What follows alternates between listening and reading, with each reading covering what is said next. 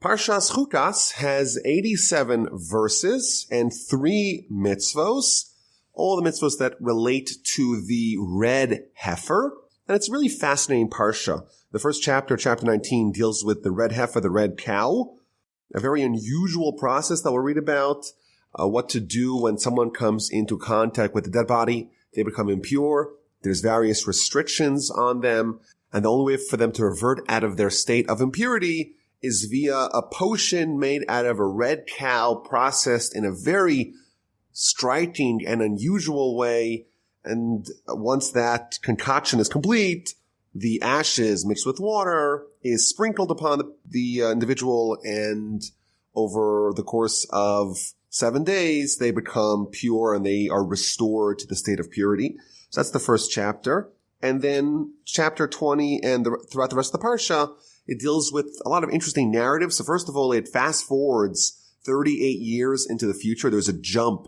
We've been dealing with now the Exodus and the aftermath and Sinai, and everything that happened until now has all been within a year and change after the Exodus.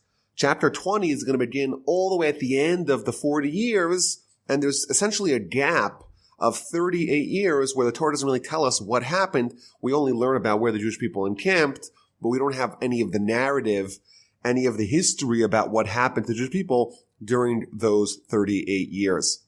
And it's going to tell us about the death of Miriam, the older sister of Moses and Aaron, and the death of Aaron as well, and the very intriguing and perplexing episode of the hitting of the rock. There's going to be the episode of the snakes. And also in this week's Parsha, we're going to read about the first wars the Jewish people are going to encounter on the eastern side of the Jordan. Of course, the Torah does not end with the conquering of the land of Canaan. They're on the doorstep, and of course Joshua is going to lead the conquest of Canaan, but Moses is going to be at the helm during the first wars on the eastern side of the Jordan that are going to be told in this week's Parsha, and the complete narrative is going to be brought in this week's Parsha together with the supplementary information that we find out in the book of Deuteronomy. So let's begin the Parsha. The Parsha begins, Hashem spoke to Moses and Aaron saying, "This is the decree of the Torah, which Hashem has commanded, saying, speak to the children of Israel, and they shall take to you a completely red cow, which is without blemish, and upon which a yoke has not come." So the mitzvah of the red heifer, the red cow, is classified by the Torah as a decree.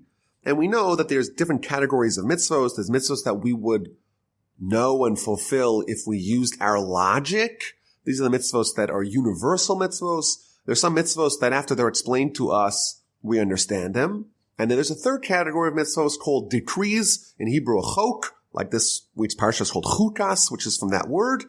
And these are mitzvos that are beyond human intellect. No matter how far you try to contort your brain, you cannot possibly understand it. In fact, the Talmud tells us that there was only one person, namely Moses, who was able to understand this mitzvah in its entirety.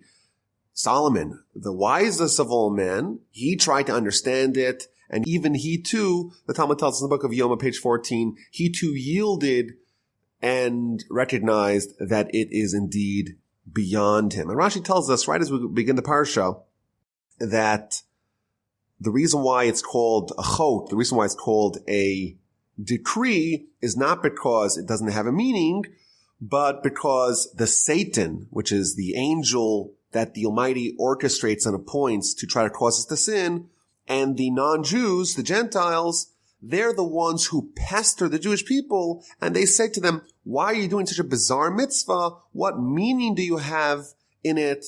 And therefore, it's explained to us, this is a decree. God has an edict, and we have to fulfill it and not question it, even though we don't understand it. So it's important to stress, and people make this mistake, it's a misconception. It doesn't say that there is no reason. It says that because we cannot understand the reason, therefore we have to accept it as a decree and not question it, but there really is something, it's just of godly intellect and not of human intellect. My grandfather pointed out a deep insight. This red heifer, this red cow, is being used to undo the impurity that is foisted upon men at an encounter with death. And since the times of Adam, humanity has been condemned to die. Adam sinned, and as a result of that, all humans are condemned to die. Now, the Talmud tells us something very interesting. It says that Moses buried himself, which, of course, doesn't really make any sense because, first of all, the Torah tells us that God buried Moses, and what does it even mean to bury yourself? But the deeper insight, my grandfather explained, is that Moses, he conquered death, meaning that he restored himself to being in the same state that Adam was in before Adam sinned. And therefore, Moses reverted back to the state of humanity, at least personally. He reverted back to the state of humanity before death was a necessary condemnation, so to speak, a reality that is inescapable for all humanity. And therefore, because Moses was above death, he was not at all connected to the concept of death. Therefore, the red heifer, which is only there to undo death, made sense to him because they're opposites. The red heifer, in its understanding, cannot be understood by someone who's connected to death. But Moses, who was not connected to death, who buried himself, he was someone that understood it. Now, it's important to stress, we do get some insight from the sages and from the commentaries about the red heifer, and we'll try to understand it as best as we can and try to dwell on the teachings of the sages. But we also have to acknowledge that there is value to this idea that we're accepting the word of God, even though we don't understand it. It doesn't really fully make sense. So what happens over here? We take the red heifer, the red cow. It's completely pure. It's completely red. It has no white hairs. It has no black hairs. There's no blemishes upon it. It has no yoke that's upon it. It's given to Elazar the Kohen. So we know, of course, Aaron had a son Elazar, and he's going to be his successor. And the Kohen has to oversee the processing of the red heifer. It's taken outside the camp. It's slaughtered in the presence of Elazar the Kohen, which is like the vice Kohen Gadol, the vice high priest. They take some of its blood. They sprinkle it towards the tent of meeting. So it's done outside. It's processed outside of the temple grounds, the tabernacle grounds. And then it's sprinkled towards the tabernacle or the temple grounds. And then the cow is burned with everything that's in the cow. And into that fire, there is a concoction, ingredients, cedar wood and hyssop and crimson thread. All that is thrown into the fire. The Talmud tells us that they would actually throw a lot of wood into this fire because we're trying to create ashes. The ashes of the red heifer is what's actually used for the processing of the red heifer purification process. And because the red heifer is a exceedingly rare commodity, not to find red heifers or red cows in general, you see a lot of them, but to find a cow that is entirely red or entirely brown or bronze and has no white or black hairs, that is something which is vanishingly rare, and therefore we have to try to create as much of this ashes as possible to last us as long as is needed. And therefore they add more fuel to the fire, more wood to the fire to make more ashes. And once we're done, we have a huge pile of ashes, and then a lot of the unusual aspects of this law kick in. The Kohen who oversees it, he becomes impure, and he has to immerse his clothing and immerse himself in water. And the one who burns it also becomes impure. And the one who gathers it also becomes impure. So it's an unusual thing. It's a process to attain purity, but it's also a process that necessitates impurity for some of the people that are overseeing and orchestrating the process of purity for others. And the one who, by the way, sprinkles it on the people who became impure, he also becomes impure. He starts off as pure, becomes impure, and the people that he's sprinkling it upon, they start off impure and they become pure again, which is a little bit of a confusing idea. It's a process of purity, but it garners impurity as well. So we have now all these ashes, and they are placed in various places for safekeeping. And whoever becomes impure by touching a corpse or coming into close contact with a corpse, they become contaminated. They can't walk into the tabernacle. They can't eat sacrifices. If they do, it's terrible. They get cut off from the Jewish people. And in order for them to become pure, they have to take this ashes. The ashes are mixed with water as well, and it's sprinkled upon them after they come in contact with dead people on day 3 and day 7, and they become pure, and they're once again allowed to enter the tabernacle and eat sacrifices, etc. And the chapter ends, "This shall be for them an eternal decree, and the one who sprinkles the water of sprinkling shall immerse his clothing, and the one who touches water of sprinkling shall become contaminated until evening. Anything that the contaminated one may touch shall become contaminated, and the person who touches him shall become contaminated until evening." So let's try to understand what is the extent of what we could understand in this whole idea, the red heifer. Let's try to see what the sages tell us.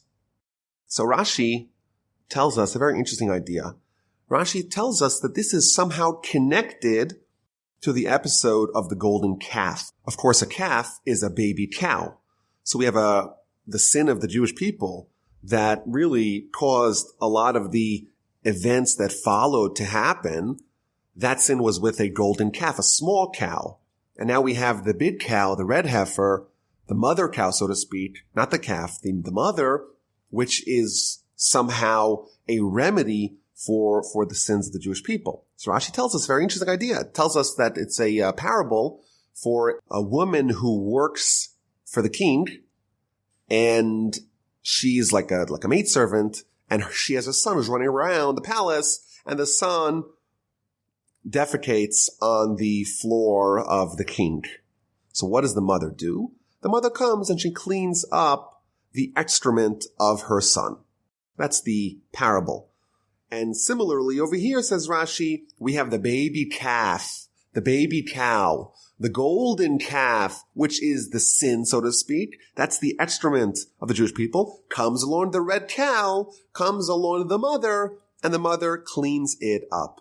So obviously there's a very deep idea that the red heifer and the golden calf are connected, but maybe we could say on a big picture idea that after the Jewish people received the Torah, they essentially were restored to the state of Adam pre-sin. They became like Moses. They had prophecy. They were in a very heightened state of connection with God. And our sages tell us that had they maintained that, had they perpetuated that, had they not sinned in the sin of the golden calf, then they would have conquered death. They would have been on that very high level and would have reverted to pre-sin state of Adam.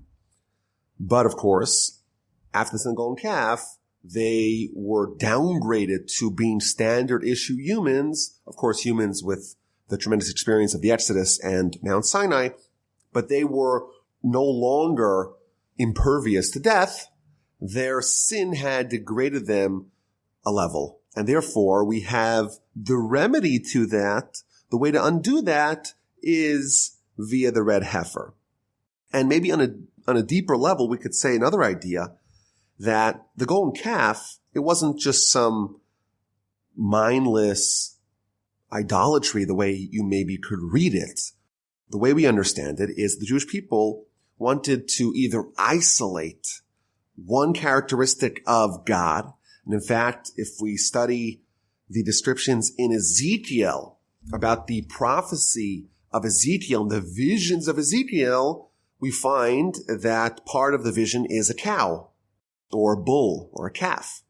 And at Sinai, it's possible, at least the way the Ramban explains it, the Jewish people had a vision akin to the one of Ezekiel, and they wanted to create a monument to one aspect of the way God treats us, namely the aspect of judgment, which is personified, which is embodied by the cow, by the heifer, by the calf, and therefore they made the golden calf. It wasn't that they wanted to reject God, it's just they wanted to isolate one characteristic of God to the exclusion of the whole concept of God, which of course has no parts. And because they made that mistake, they have to restore it, they have to undo it, perhaps by something that they don't understand. The idea of the red heifer being something which is beyond us, that's a feature, not a bug, because that connotes complete and total commitment to God. When someone says, I'm doing something and I don't understand it, that shows that they have yielded, they have lowered themselves, submitted themselves to God, and accepted him in totality and submitted themselves to him.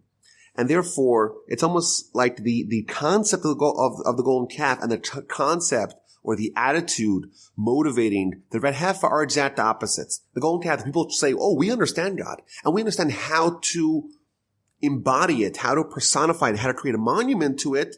And now we say, okay, let's undo that by saying we don't understand it, and we're not going to give a certain testament to it, and we're going to say it's beyond us, and we're going to do the red heifer, which is something we can't understand. And there's another wrinkle, of course, that the red heifer is the mother of the calf, and that, of course, represents the idea that everything that the child has is something that has its roots in the mother. Similarly, the characteristic of God is not some isolated entity, but it is part of the grand unity, the grand singularity, the grand one source, which is, of course, God.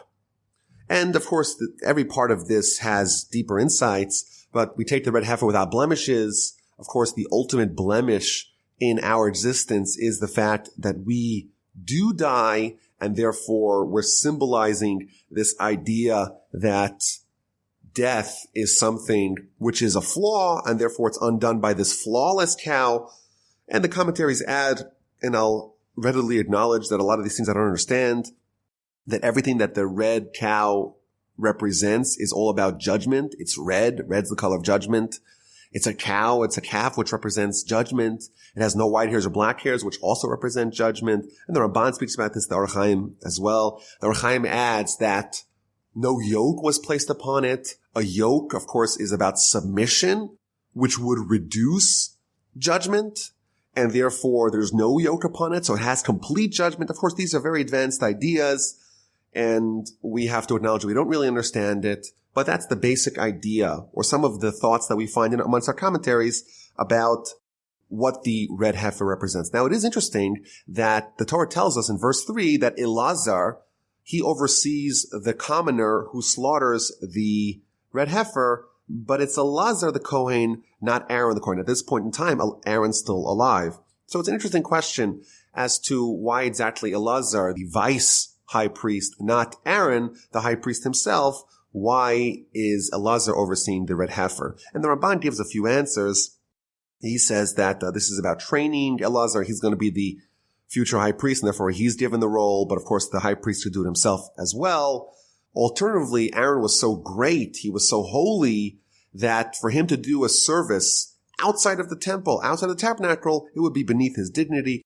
Rashi adds an interesting twist. Rashi says, we know Aaron, he participated to some extent in the sin of the golden calf, and therefore with the red heifer, which is there to undo the golden calf, it's inappropriate to bring Aaron there based upon the idea that you cannot take a prosecutor and turn him into an advocate. Vis-a-vis the golden calf, Aaron is a force of prosecution, and therefore he cannot come and contribute towards the remedy, towards the healing, because he's someone who's forever associated with the prosecution with the sin of the golden calf. So that's the basic idea. There's another important thing I want to just mention quickly.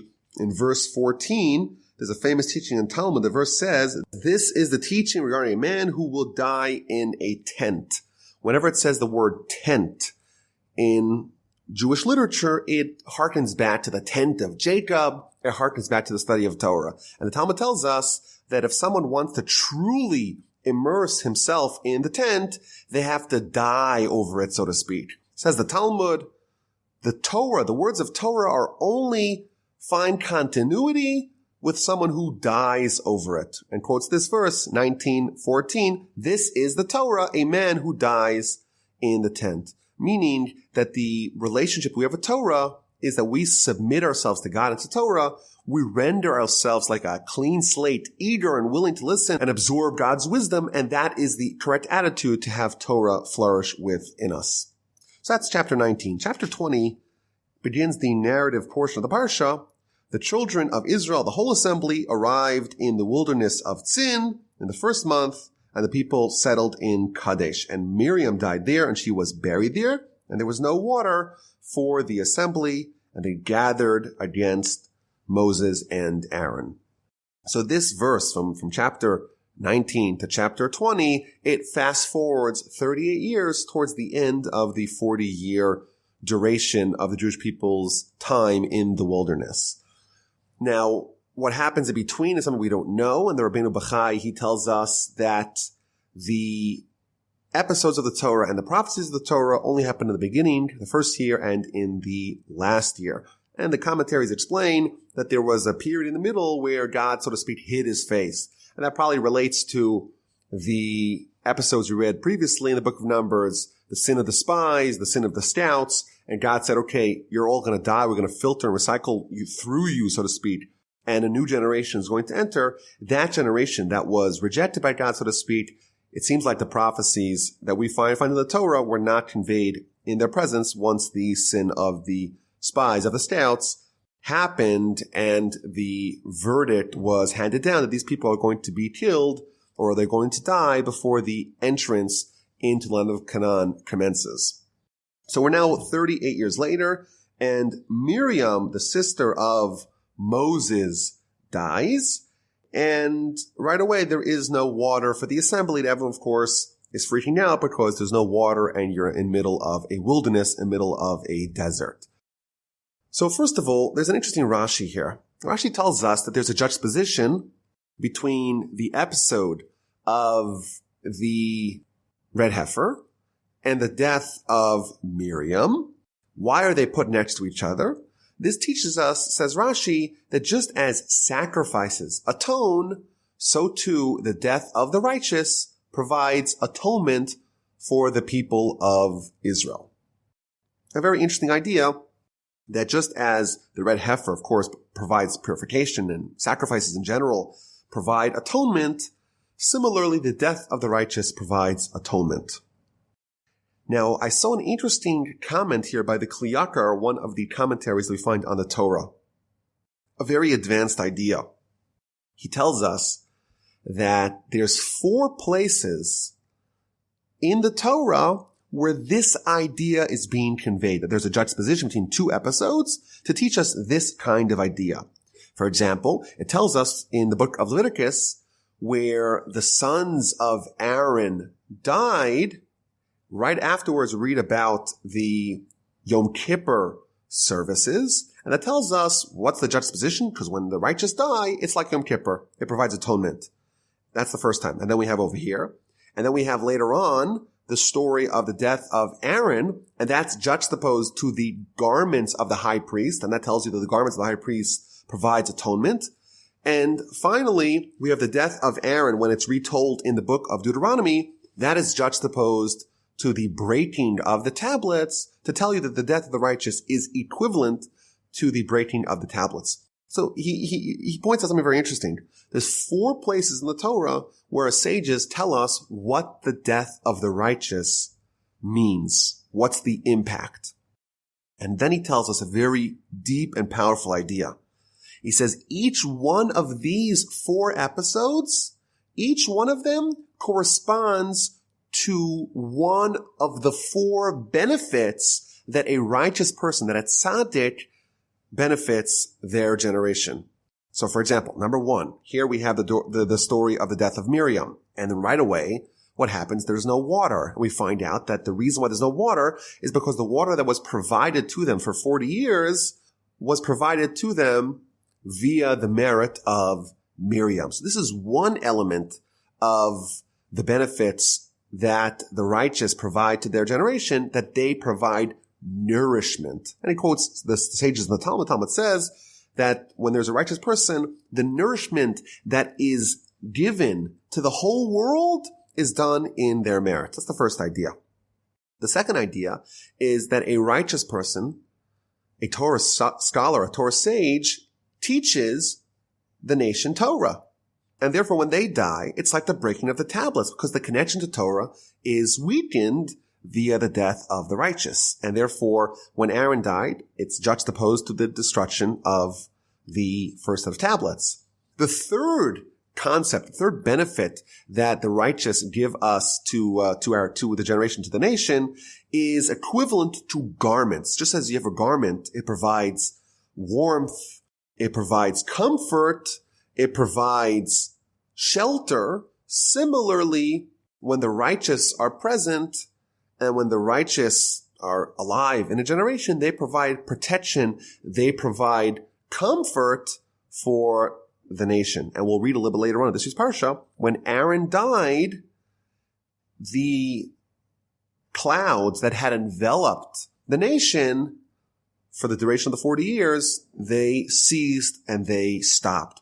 And that's similar to the idea of garments, that they were a protective sheath for the nation. That's another element of the benefits that are given to us by the righteous. And finally, the death of the righteous provides atonement, because a righteous person provides atonement for the generation, and therefore, just like Yom Kippur provides atonement, so too the righteous provides atonement to the generation when they pass, and that is another benefit that is given to us by the righteous. Very interesting idea that the Kli Yakar here tells us, that there's 4 times in the Torah where this concept is revealed, and each one of them is revealing a different component, different aspect of the benefits that a righteous person, that a tzaddik, gives us as the nation when they are alive and in their passing.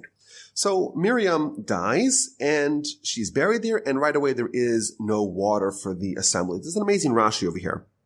Rashi tells us that from here we learn, from these 2 verses, verse 1 and verse 2, Miriam died and there is no water, we find out that the well that had been following the nation for 40 years was done in the merit of Miriam. Now the Talmud in the book of Tainus tells us that eventually, and we'll read about the story a little bit later on, it's brought back, the water, and the well is restored by Moses and by Aaron. They're going to pray, of course. They're going to hit the rock first, and that's going to cause a problem. It's going to be a sin. But ultimately, the water came back because of the 2 brothers of Miriam. But initially, the well that had followed the Jewish people was the byproduct of the merits of Miriam. But if you read Rashi very critically, you find out a deep insight. Here, Rashi is telling us that because when Miriam died, the water stopped, only then did everyone realize that the water had come because of Miriam. Which means that for the course of 40 years, a nation of millions of people are drinking water every single day, billions and billions, maybe even trillions of glasses of water that they're drinking from this miraculous well that has been following them, and no one knew that this was all in the merit of Miriam. No one knew. And then when she dies, only then does it become clear to them that it happened because of her. And the commentaries add that when she died, there wasn't the proper eulogizing, there wasn't the proper mourning, and that's why they lost it. Had they realized who she was, they could have maintained her merit. Because the nation didn't realize who she was and what she was doing for them, that's the reason why they lost it. So everyone's thirsty, and they come to Moses and Aaron. There's no water, and please provide us water. But of course, they complain a little bit. You took us out into the wilderness. We're all going to die, us and our animals. Why'd you bring us up from Egypt to bring us to this evil place? There's no water. And Moses and Aaron, they go into prayer and into prophecy with God. And God tells Moses, take the staff, which is the staff that we read about in last week's Parsha, the staff of Aaron that had sprouted almonds, and gather together the assembly, you and Aaron, and speak to the rock before the eyes of the nation, and it shall give its water. You'll be able to restore the water-spewing rock that we've had till now if you talked it in front of the entire assembly. You shall bring forth for them water from the rock and give drink to the assembly and to their animals. So what happens? So Moses takes the staff, and they gather the nation. And Moses speaks to the nation, listen now, O rebels. shall we bring forth water for you from this rock? Is it possible? So Moses takes his arm and strikes the rock with the staff twice, and abundant water came forth, and the assembly and their animals drank. So if you just read that, simply you're like, this is an amazing miracle. Moses and Aaron, they convene the entire nation, they hit the rock, and water spews forth, and there's enough water for the whole nation and for their animals. But right away we read that this was a major sin. They're punished for it. Hashem said to Moses and Aaron, because you don't believe in me to sanctify me in the eyes of the children of Israel, therefore you will not bring this congregation to the land that I have given them. They are the waters of strife, where the children of Israel contended with Hashem, and he was sanctified through them. So a very interesting idea here, and maybe one of the most puzzling episodes in the Torah. Moses and Aaron convene the whole nation. They do a tremendous miracle by hitting a rock, and the rock emits water. And right away God says, okay, this was a sin, and this is not just any kind of sin. This is a sin that demonstrates that you don't believe in me. And by the way, if Moses and Aaron don't believe in God, who does believe in God? And as a result of that, neither of you are going to enter the land of Israel. You're going to die on the eastern bank of the Jordan, and someone else will lead the nation into the land. And of course, all the commentaries trying to figure out what exactly did Moses and Aaron do wrong. It seems like if there was a sanctification of God in the Torah, this is it. Hitting a rock and the rock emits water, enough water for millions of people, that's a great miracle. But God says, no, you didn't sanctify me. You left the miracle on the table, and therefore you're going to be punished. It's a very interesting and problematic episode, and all the commentators, voluminous commentaries on this, trying to understand what happened over here. So Rashi tells us that the sin is that instead of speaking to the rock, they hit the rock. And the Ramban asks a series of very long Ramban here as an essay on this, and he brings Rashi, doesn't like Rashi's interpretation, he brings the Rambam's interpretation, doesn't like that one either. And he says, Rashi, I don't get it. If they were not supposed to hit the rock, why did God tell them to go take the staff and speak to the rock? Why would you take the staff if you're only supposed to talk to the rock? The staff, the purpose of the staff is to be used in this ceremony. Moreover, we know in the book of Exodus, Moses was told to take the staff and hit the rock. So what's wrong with hitting the rock this time? Moreover, the Ramban adds that yes, it's a miracle if I talk to a rock and the rock emits water, but if I hit it, it's no less of a miracle if it emits water. So what exactly is being diminished here by hitting the rock as opposed to speaking to it? And he brings the Rambam. The Rambam says something very interesting. He says that Moses called the nation, O rebels. Listen now, O rebels. Moses is labeling the nation as a nation of rebels. And he's displaying a little bit of anger. And as a result of that, the people thought that, hey, Moses is angry at us. You know who else must be angry at us? God must be angry at us. Because if Moses is displaying anger towards us, and he's nothing more than a funnel of God, then it must be that God's angry at us too. But of course, God was not angry at them. And therefore, the sin of Moses is that he caused the nation to make a mistake, to err in their interpretation and the understanding of what God, the characteristics, so to speak, of God was at that time. And that's a very deep idea that Moses, every one of his actions, every one of his words was a lesson to the nation. He wasn't displaying his own feelings. He was displaying what God was, so to speak, feeling at that time. And if Moses is angry and God's not angry, that is a sin that shows that there is a misalignment. There's an asymmetry between Moses and God. Moses does not have faith in God, so to speak. Of course, this is only for Moses, and at his level, this is a sin for Moses. For us, it probably wouldn't be a sin. I would say quite the contrary. It'd probably be a great miracle and mitzvah if we could do this.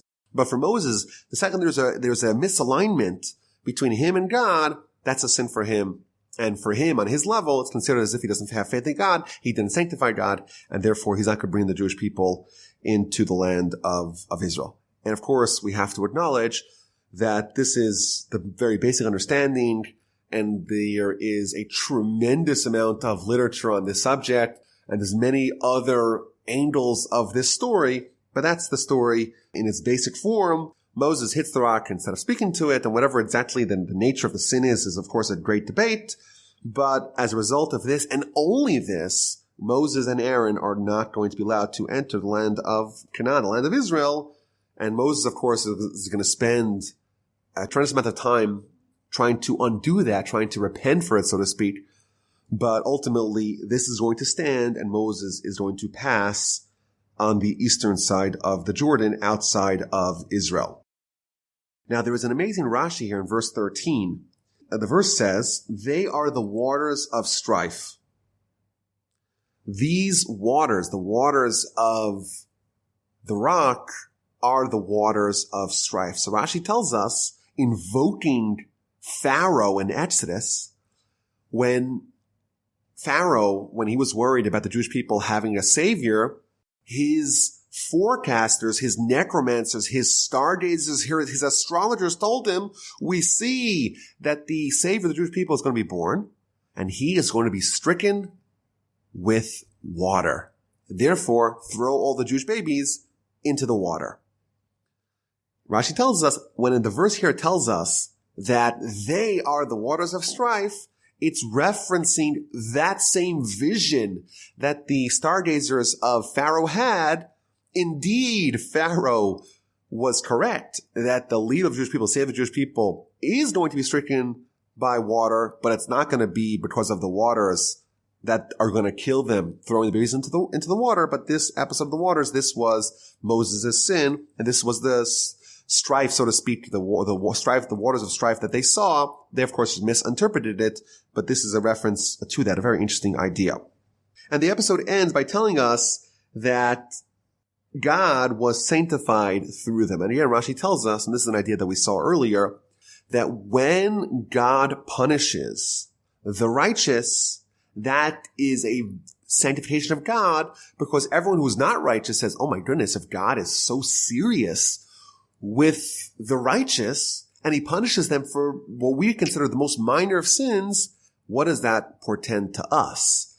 And the lesson that the nation takes when they see God punishing the righteous is a lesson that provides sanctification for God, because they all take the lesson home, and therefore the punishment of the righteous is indeed something which God is sanctified through. And I would just add, and this is of course dicey territory, but the people who ask the question, where was God in the Holocaust? Of course, it's a very difficult question to grapple with, but the question of why the righteous died in the Holocaust is a different angle. And here we see a little bit of a Jewish perspective of that when the righteous die, or the righteous are punished, and comparatively less righteous people are not punished, or not punished by the same severity, here's a little bit of a wrinkle of understanding that this provides more of a lesson, more of a sanctification than when the wicked or the less righteous are punished. And then verse 14, we begin reading about the encounters that the Jewish people had with the various nations that are blockading their entrance to the land. Of course, the eastern border of the land of Israel is the Jordan River. And you have the west bank of the river, which is in the land of Canaan, the land of Israel proper. And then you have the eastern bank, which at that time was occupied by all kinds of nations. And the Jewish people want to navigate and negotiate passage to Canaan, and they have to get through some of those nations.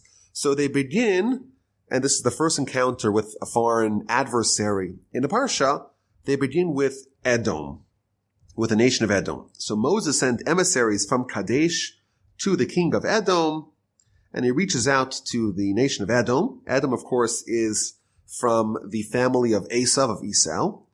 And they reach out and they send the message as follows. So said your brother Israel. So right away you were invoking the brotherhood, because of course the nation, they're descendants of Jacob, the brother of Esav. You know all the hardships that have befallen us, and he gives us the whole history. Our forefathers descended to Egypt, and they dwelt in Egypt for many years, and the Egyptians did evil to us and our forefathers. We cried out to Hashem. He heard our voice. He sent an emissary to take us out of the land of Egypt, and now we're in Kadesh, the city at the edge of your border. Let us pass through your land. We shall not pass through field or vineyard. We shall not drink well water. On the king's road we shall travel. We were not going to veer right or left until we pass through your border.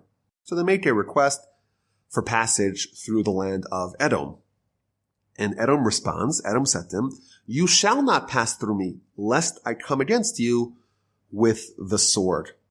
And the people persist, the nation of Israel persists, and they say to them, okay, maybe we have a different arrangement. We should go through on the highway. If we drink water, me or my flock will pay the price. We're not going to happen to you. We're just going to walk through on foot. And again, the response is unambiguous. You shall not pass through. And then Edom went out against them with a massive throng and a strong hand, and they refused passage, and the nation of Israel turned away from them.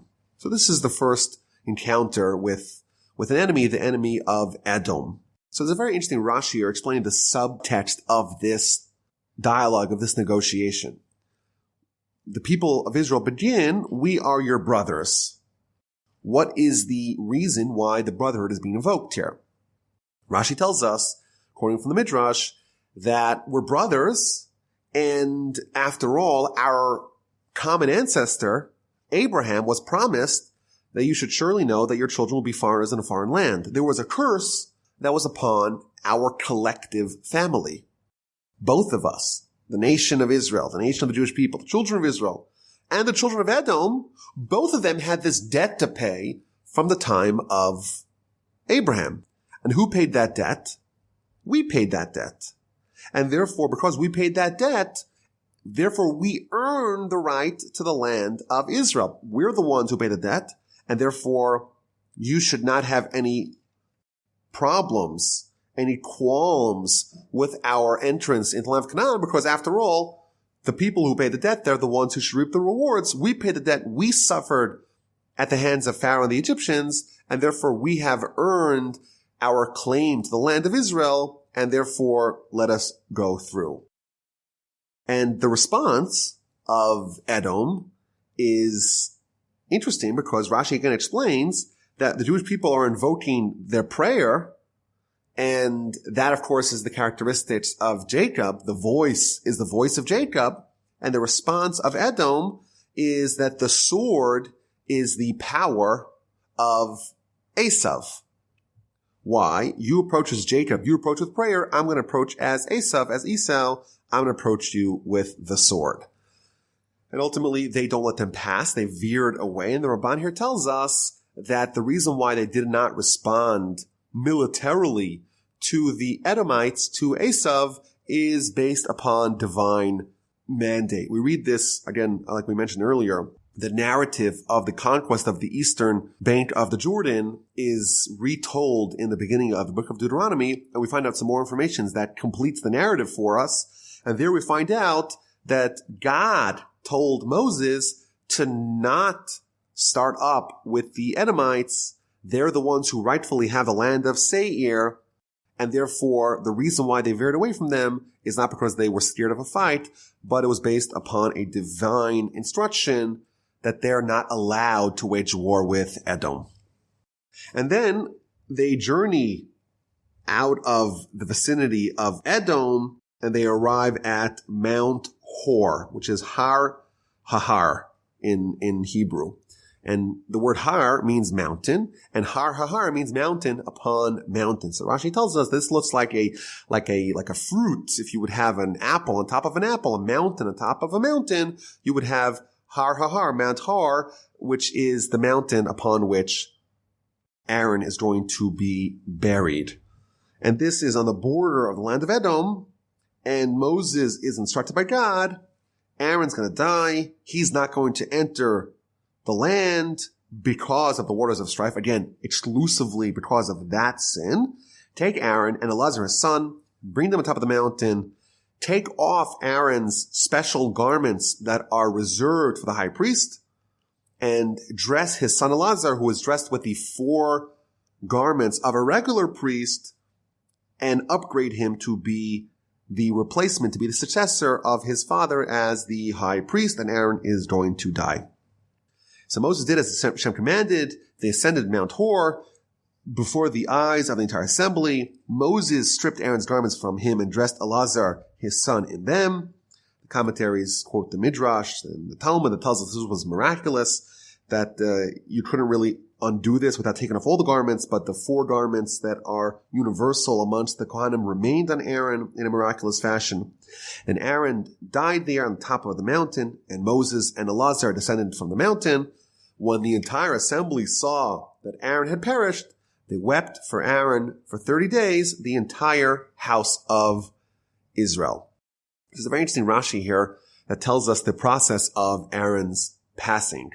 It tells us that they entered into a cave, and they saw in the cave a bed spread out and a candle lit, and Aaron was told by Moses, go on top of the bed and extend your hands and open your mouth, close your eyes, and that's how he died. And the way it's described in the Talmud, he died with the death called kiss, almost as if the mouth, which is the conduit through which the soul came through into us, that's just extracted seamlessly from the mouth via, so to speak, a kiss, which is, of course, on a deeper level telling us that Aaron's soul was so pure, it did not need to navigate any sort of resistance. It was put in seamlessly. It was taken out as equally seamlessly to indicate that he was entirely righteous. And people were entirely righteous. They die with this level of death.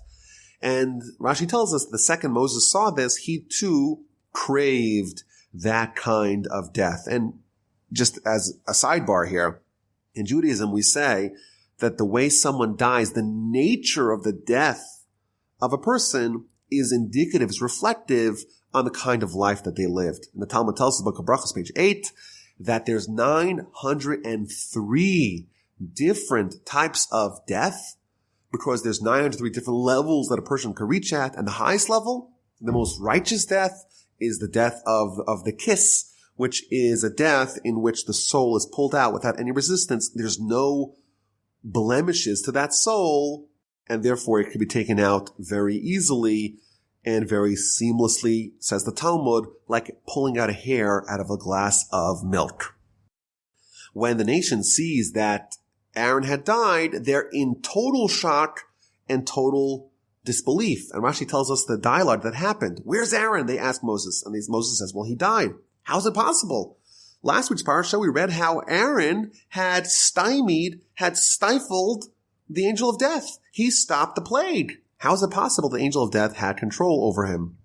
And right away, Moses requested mercy, and the angels showed a vision to the nation of Aaron placed upon a bier, placed upon a bed, and they believed him. They couldn't believe him that Aaron would die. Aaron, in their minds, was impervious to death, but once they saw that, they believed him. And as a result of the passing of Aaron, the whole nation cries for 30 days. Rashi tells us, why is it the whole nation?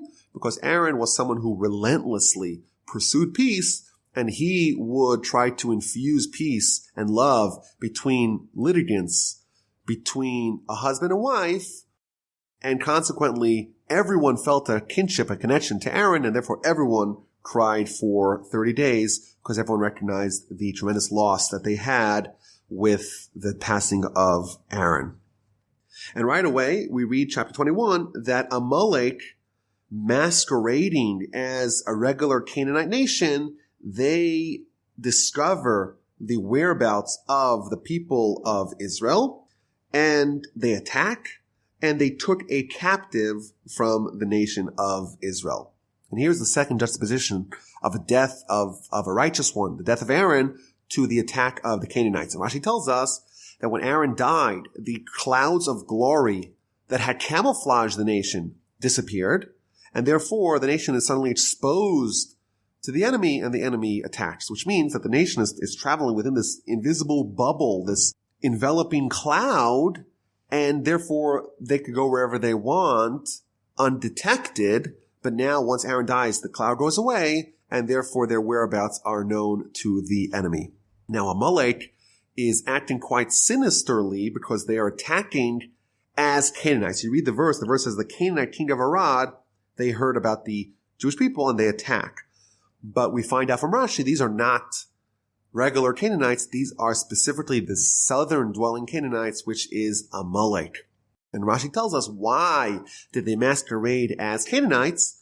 Because they spoke the land of Canaan and they camouflaged themselves because they wanted the Jewish people to pray for salvation from the Canaanites and therefore to say an incorrect prayer because it's not the Canaanites, it's really the Amalekites.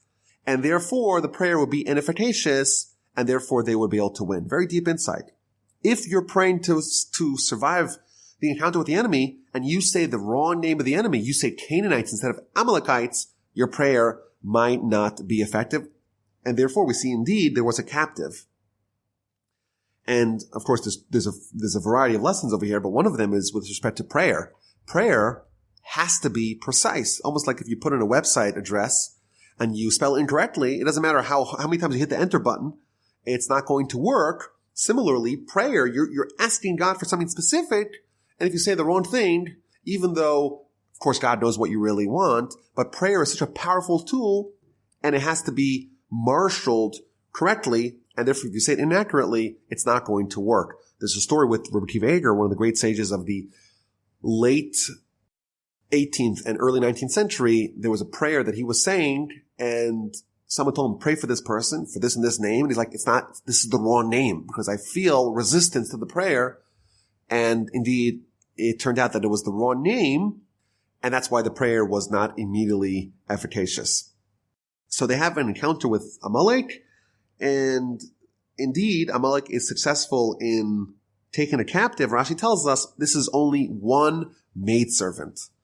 And this, I think, reveals an insight that for us, any degree of casualties of war is too much to bear. And we see this amongst other nations, when there's an exchange, a prisoner exchange, there's one Israeli soldier and there's 5,000 terrorists. And the asymmetry is reflected over here because the Jewish nation, no loss is tolerable. And here we see a focus that we lost, and who did we lose? We lost one person, and who was that? It was a maidservant. You would think that would not even register, but here we see an insight, the Jewish people, when we have war, any degree of casualty is something that we cannot bear. And the people pray to God, and they make a vow, if you deliver this people into my hand, I will consecrate their cities, meaning I will dedicate the spoils of war to God. God heard their voice. And he delivered the Canaanites, and indeed they kept their promise. They consecrated them and their cities, and they named the place that they conquered, they named it Charma. After that war, the war with Amalek, they retreated a little bit, and they went back in the direction where they came from to circle around the land of Edom. But the people got really frustrated with this detour, and they started complaining, why do you bring us out to the land of Egypt? We're going to die in the wilderness. There's no food. There's no water. We're disgusted with the manna, with this insubstantial food. And God sent the fiery serpents, the venomous serpents, to go kill the people because they were complaining. And a large multitude of Israel died. They started retreating. They started going in a circuitous route. And the people are so frustrated. We're finally on the doorstep of Canaan, and now we're going back around. They start complaining. And God responds with a fitting punishment by sending after them the venomous snakes. And Rashi tells us that the snake, the primordial snake of Genesis, spoke evil, and therefore these people speaking evil, and therefore it's appropriate for them to be punished with snakes. And in addition, Rashi tells us the second reason why God sends snakes is because a snake, everything tastes like dust. And here the Jewish people, they show ingratitude because they have the manna, which tastes like anything that you want it to taste like, and therefore it's appropriate. When you complain about the manna, it's appropriate that you're attacked with snakes because the manna is the exact opposite of any snake food. The manna tastes like anything, and the snake food tastes all the same. So the serpents are attacking the Jewish people. They complain to Moses. Moses prays to God, and God says to them, okay, I'll give you a solution. Make a pole Upon the pole put a fiery serpent. Anyone who is bitten by the serpent will look at it and live. So Moses makes a serpent of copper, placed it upon a pole, and indeed, when a serpent bit any person, they would stare at the copper serpent and they would live. So this is, of course, a miracle. And Rashi quotes the teaching from the Talmud in the book of Rosh Hashanah. What does it mean to look at this staff, this fiery serpent staff? What does it mean? Of course, it's not to tell you that the snake kills, nor does the snake give life. But when you look up to heaven and you pray, then God will save you. And the Ramban adds that this is to remind us that not only does God give life, but God also kills. Yes, the remedy of the snake bite comes from God, but certainly the snake bite itself also comes from God. And then we read about another encounter, this time with the Amorites, and something really miraculous happens. And Rashi fills us in the details that they were waiting in ambush in caves between two mountains, and their plan was when the people passed beneath in the valley between these two mountains, they're going to pummel them with all kinds of weaponry, and they're going to kill them in this way. And God made a miracle that the two mountains temporarily clasped together, crushing them to death. And we get a very vivid description here in Rashi that their blood and their guts and their limbs were all crushed by these two mountains that clasped together, and it all fell down into the valley. And as a result of that, we read this song of the book of the Wars of Hashem, which is the song based upon the miracle that happened. And Rashi tells us that the well that was now following them from the rock gathered up all the blood and all the limbs of the dead Amorites that had laid ambush for the people. And when the people saw that, they started singing. And this is one of the songs of the Torah, a song of tremendous thanks to God for this wonderful miracle. Now, there's an interesting question Rashi tells us here in the end of his commentary on this song. Why does the song not mention neither God nor Moses? And he tells us a very interesting idea, because Moses, after all, he was somewhat culpable with the sin of hitting the rock, and therefore this well, this spring, is somehow associated negatively with Moses, and therefore it's inappropriate to have his name labeled on this song, and consequently it's inappropriate to have God as well, because God said, so to speak, if you don't include Moses, don't include me. And we also find out from Rashi a very interesting idea that the well of Miriam eventually embedded itself in the Sea of the Galilee.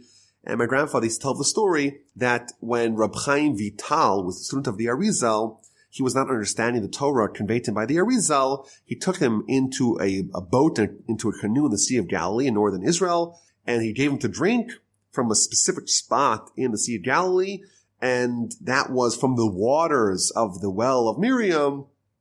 And once he drank that, the well springs of wisdom were opened for him. My grandfather also added that when he went to Tiberias, he went to Tveria, he really wanted to drink from that water, but no one knew exactly where it was. And my father told me that he remembers going to Tiberias with his father, with my grandfather, and him asking around trying to find where that water was. Really interesting. So that was a third encounter with the Amorite contingency that was trying to kill the Jewish people in ambush. And then we read about the fourth encounter, this time with Sichon, the king of the Amorites. Again, there is a request for passage. And again, there is a negative response. And Sichon, instead of yielding, he engages in war. And again, Israel smote him with the edge of the sword to possession of his land, his whole land, and they settled it. This was a very powerful nation. This was a nation that stood at the vanguard of the land of Canaan. It was a mighty nation. It was a nation that was inconquerable, and there was a miraculous defeat of this mighty enemy. Despite the fact that the Jewish people reached out with peace overtures, they were rejected, and indeed the defeat was very miraculous. And finally, we read about the fifth encounter with Og, the king of Bashan. Again, they also battle with the Jewish people, and Moses is told by God, don't fear them. I'm going to deliver them into your hands like I delivered the Sichon, the king of the Amorites. And indeed, they smote him, his sons, and all his people until there was no survivor left among them, and they took possession of his land. So these twin powers that were on the edges of the land of Canaan, Og, the king of Bashan, and Sichon, the king of the Amorites, they were both conquered and their lands were acquired by the people of Israel. And indeed, some of the people, we'll read about this a little bit later on in the book of Numbers, some of the tribes decided to permanently dwell on the eastern side of the Jordan in the lands conquered from the Amorites and from the Bashanites. And the next Parsha is going to deal with another kingdom, the kingdom of Moab. They see what the Jewish people did to the kingdoms of Bashan and of the Amorites, and they get terrified, and they resort to a very unconventional weapon to try to stymie and stifle the Jewish people, and that is trying to commission Bilam, the Gentile prophet, to curse them. Thus concludes the Parsha, the fifth and final encounter of the Parsha with the enemies. They destroy the king of Bashan. Og, the king of Bashan, is destroyed. There's a total victory, and the children of Israel journey and camped on the plains of Moab, on the banks of the Jordan, opposite Jericho. They are ready to enter, and the rest of the Torah essentially is going to be the Jewish people at this location in the plains of Moab on the banks of the Jordan River. Thank you for listening. This has been Rabbi Yaakov Wolbe in the Parsha podcast. I look forward to hearing from you, rabbiwolbe@gmail.com, and we'll speak, please God, next week.